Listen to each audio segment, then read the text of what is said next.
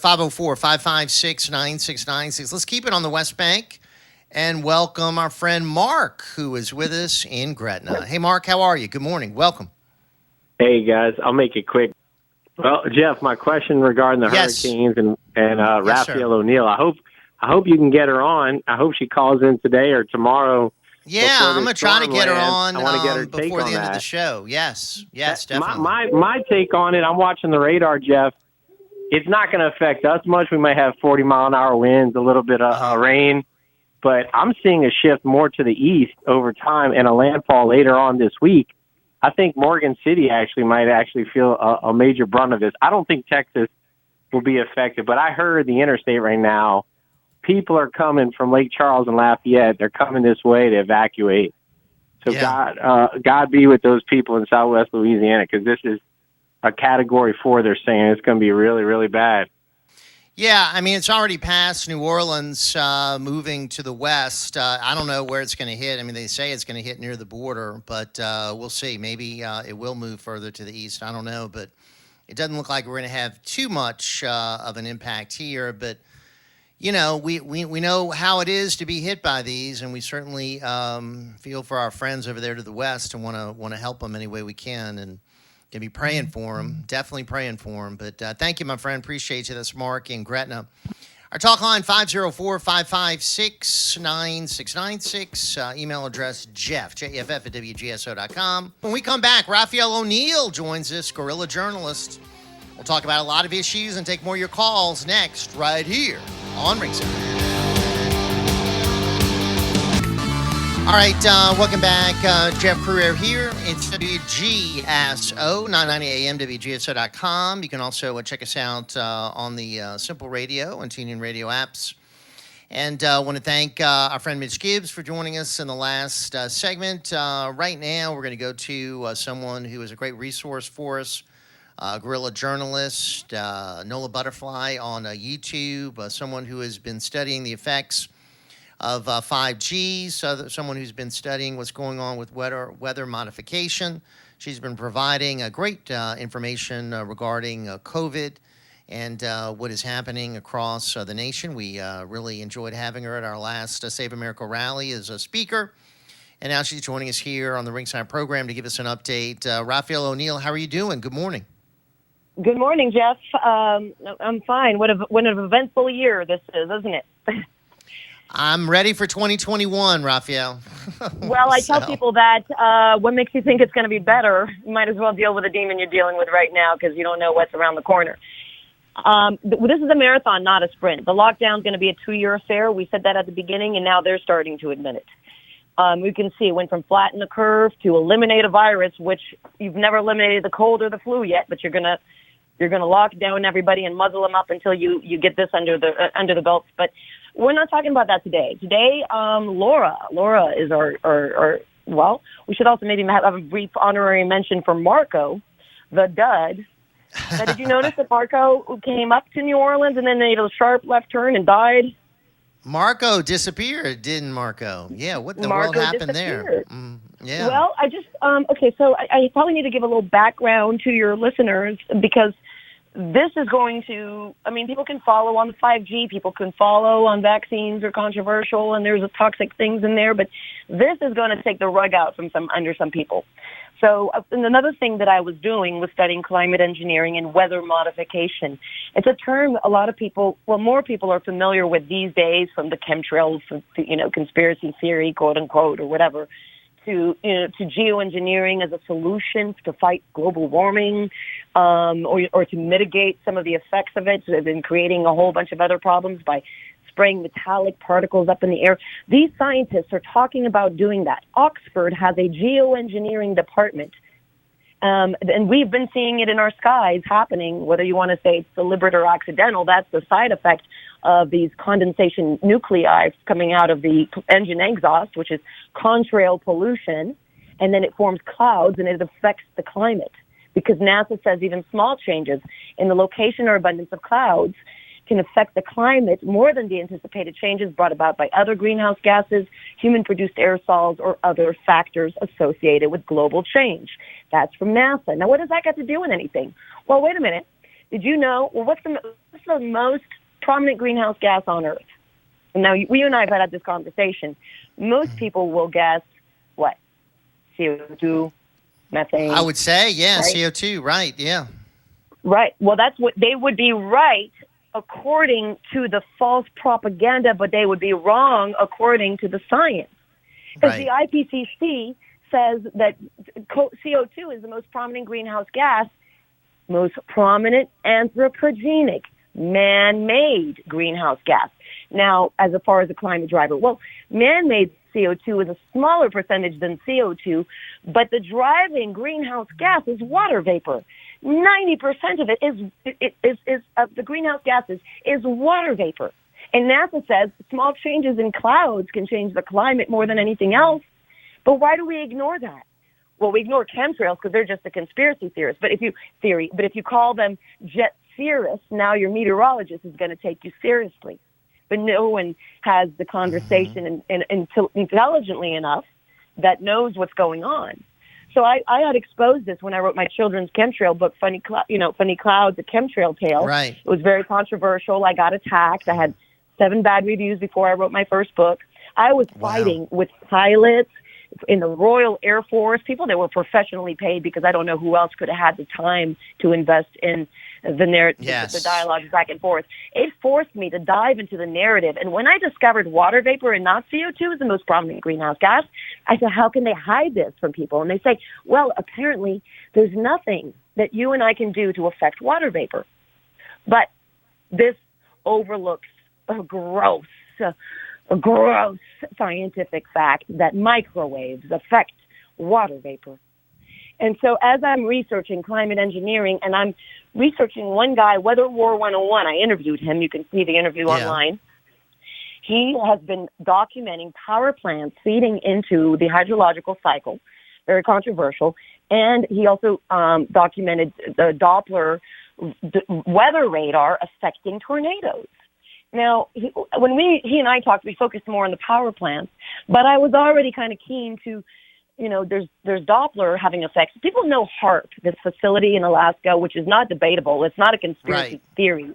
It is an ionospheric heater that the Air Force admitted they used to manage the ionosphere. Now, why you need to manage the ionosphere, I don't know. But they did, right? I mean, I do know there's, if you're controlling the weather, you heat up a region of the ionosphere and you expand it, you can redirect the jet stream. Now, that's on the ionosphere. Now, you look up a map of Doppler weather radar, okay? It is all across America and all across the world, and they've got some mobile units as well. But we don't know about those, and I don't know about HAARP, and I don't know about what satellites can do in space. I know they can do these magical things, but I can't prove any of it. But what I was able to prove... How does all this connect with these hurricanes, Raphael? Now, hold on. In 2017... I got a heads up from a source in the military. Now, also, let me just tell you one more thing, because I have to paint this background, or else if I just jump into what I'm going to say, you're going to say she's nuts.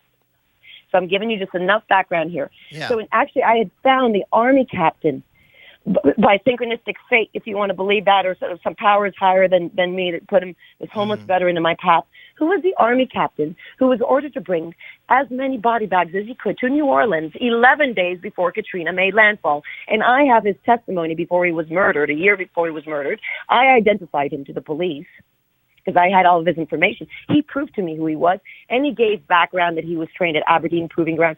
He brought 5,226 body bags to New Orleans 8 days before Katrina made landfall. And I didn't know 4 days before Katrina made landfall that there was a storm coming. And so then you have the gross neglect that took place in New Orleans. We all know. We all saw the Coast Guard crying about the grandmother who was left to rot in a home, in a nursing home, while they were saying they were going to send someone, and then she drowned 5 days later. 5 days later, she sat waiting for her death while she was told she was going to. If that's not murder, then how about Cynthia McKinney's testimony? Congresswoman Cynthia McKinney, who actually is a badass woman on a lot of grounds, but she testified, not officially, but in front of cameras, that a mother, and then she confirmed this through other sources who were sworn to secrecy, that there was one guy's charge was there were 5,000 bodies that were shot during Katrina that did not drown. So I'm just going to say that I don't know who these bodies are. But so how does the military have advanced knowledge? Well, in 2017, I got another source in the military, this one alive, and he told me he was told to pack his bags. And I called Harvey out before the meteorologist did. It's reforming in the Gulf. I'm on record beating the meteorologist to Harvey forming in the Gulf. I still was not onto it, but I was suspicious about the Dopplers, and then I hear something Harvey about was the storm that just hung out right over Houston and just kept raining, right? Unprecedented waters. Yeah. Unprecedented waters. Yet we saw the power plants feeding into the system, but don't talk about that. Now, and I'm not telling you how they do it, okay? I'm not saying that. There's patents that show it can be done, but I know people that believe in climate engineering, but they're not sure if they believe the power plants can do that because they work with power plants and it couldn't be deliberate. So you believe it happens, Raphael? You just don't know how it happens. Yeah, I mean, I've seen it. I've driven through rain coming out of power plants, and there's snowstorms, blizzards that have been created by power plants. It's a matter of record. There are people who study the meteorological effects of power plants to make sure if there's ever a leak, they can follow the trail of where whatever's going. I mean, it is a thing. It's a company called Meter or an organization. But this wasn't even my discovery.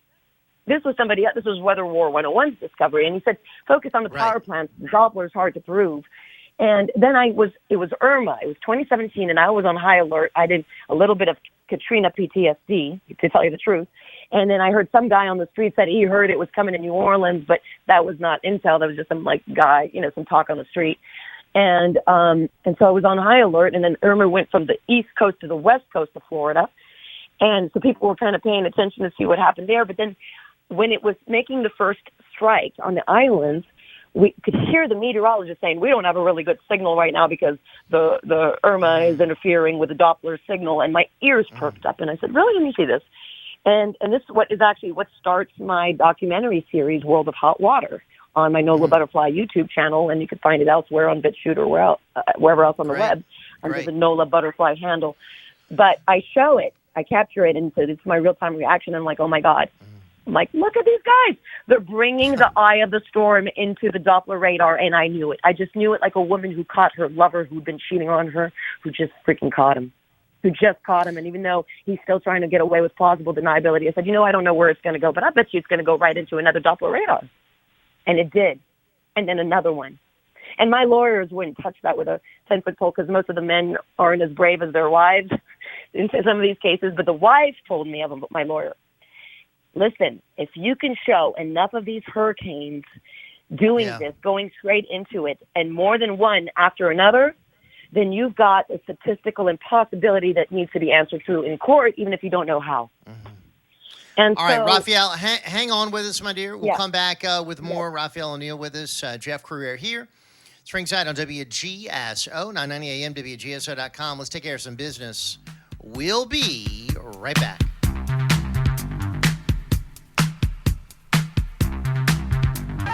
All right, back with Raphael O'Neill for another segment here on the program. It's ringside on WGSO. And Raphael, we have a few more minutes, and I want to get to where we are now with these storms and what you have uncovered.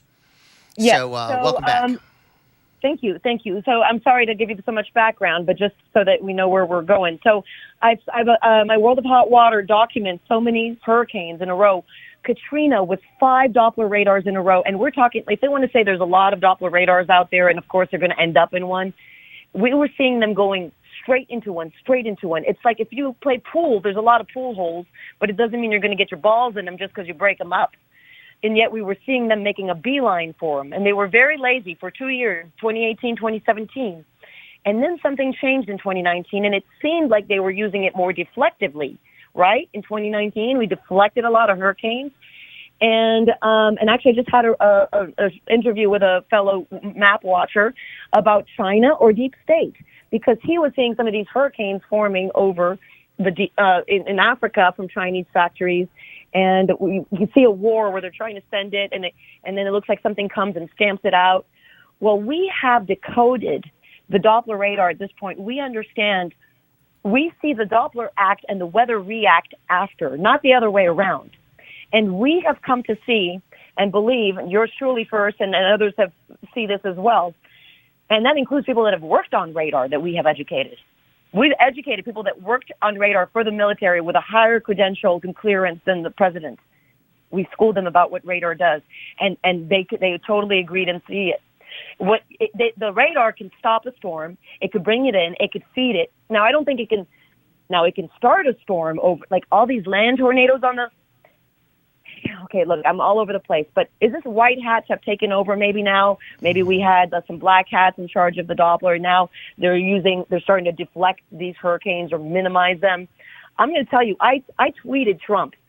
I said Trump, because I found out that his favorite uncle was the man who processed the entirety of Tesla's life at his death and got patents in microwave beam technology after working with the military on radar. I had to go back in time to figure out when they installed this system. I went back to Nikola Tesla, and I discovered secrets to history that are mysteries to this day, except I've exposed them.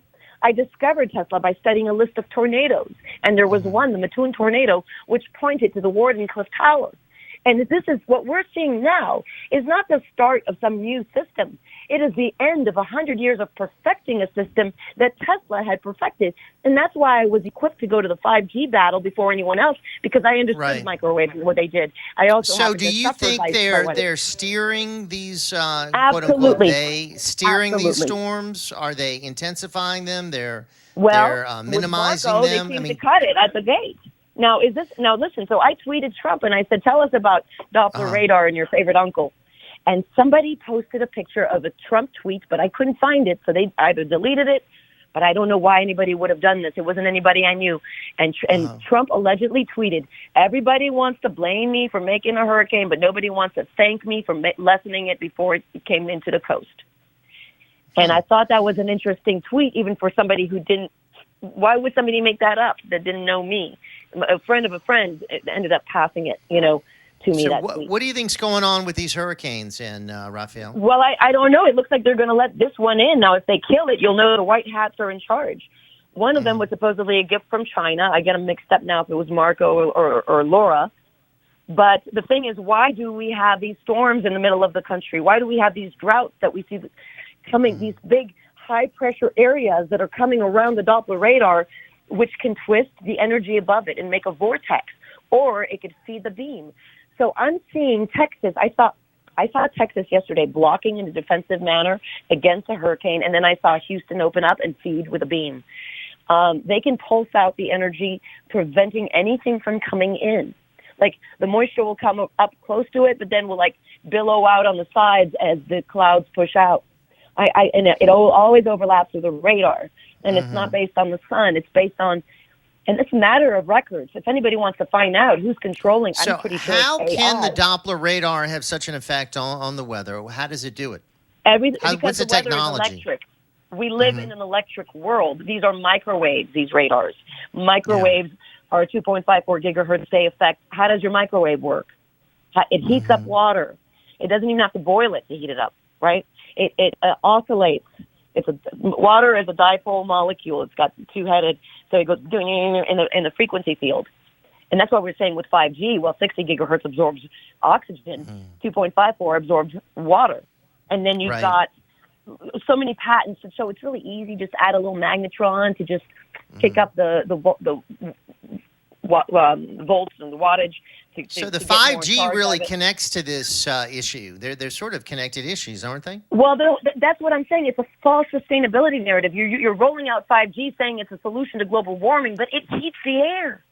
Yeah. Just a little bit, even 5G. And then I believe that it can be, the cellular network can be tied in with these Dopplers in an ionization of the air, which can hyper-localize weather even more. And what did we have during last year's season? We had flooding in parts of the city we never had flooding in, and they couldn't figure out why. And what parts of the city were those? 5G areas. I'll just let you know right now. But we saw a storm in Guadalajara, Mexico last year, okay? It was a hailstorm, like a river came out of the blue. Like these semi-trucks were up to the door with hail, like 4 feet, 5 feet tall. And there was nothing on the roof of the cars, nothing on the roof of the building, nothing 3 blocks away, nothing on the highway next to it. It was all underneath the 5G LED lights and not on the sidewalk. I mean, we've seen these pictures. It happened. The military was there, people in shorts, because it happened in August. hyper-localized weather. This is sci-fi for a lot of people, but good morning. Yeah. Tomorrow is now. And I just did a little research. I just did a little research here, and they call it the next generation radar. So there are 160 of these sites across the U.S., and 122 of the radar sites are operated by NOAA, while the rest are at military bases by the Department of Defense. So that's sort of interesting. Yeah, but that it's Doppler weather radar is what people need to understand. There's been a lot of gatekeeping even within the chemtrail community of this truth, because if you hack the hydrological cycle, wouldn't you put your gatekeepers out there to control the narrative?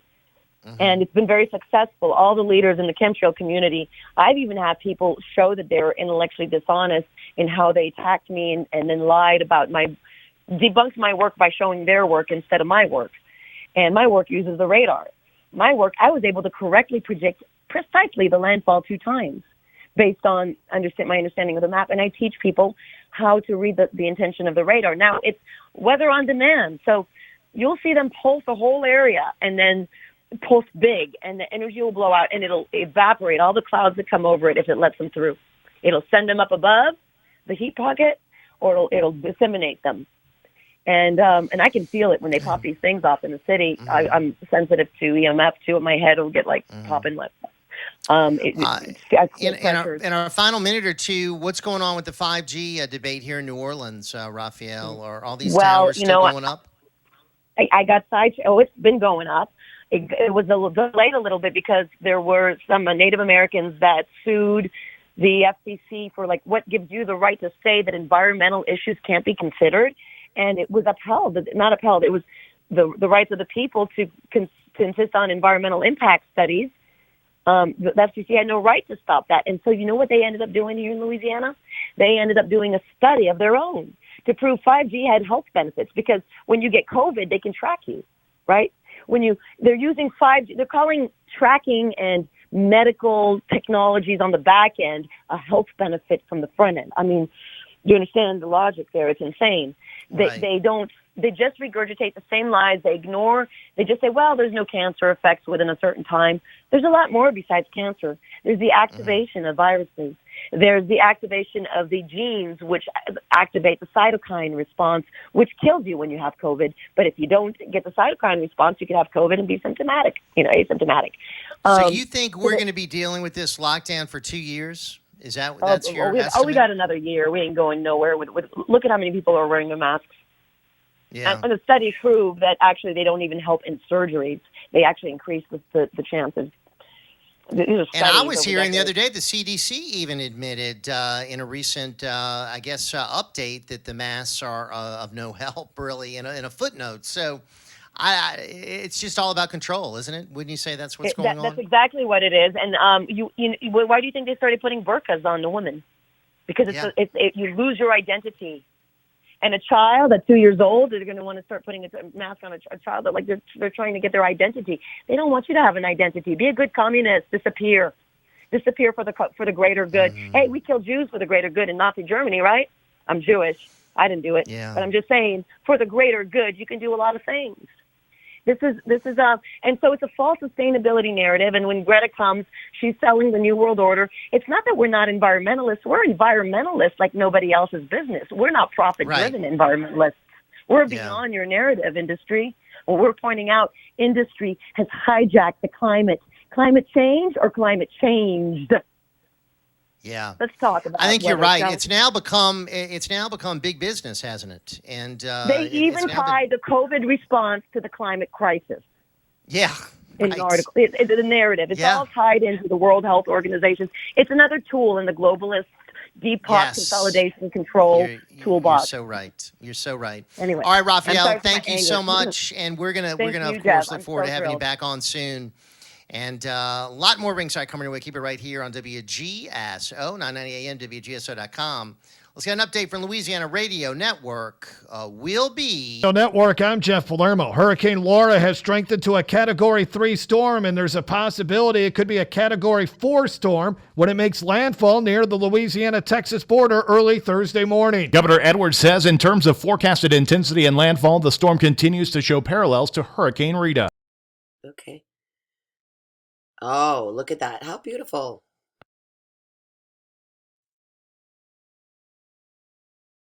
It says it like right over it. Whoosh! Look at that. Look at that. Look at this. Okay? This vortexual energy. This was what we were discovering with Leonard Coleman as well. Beam. Barely catch it there.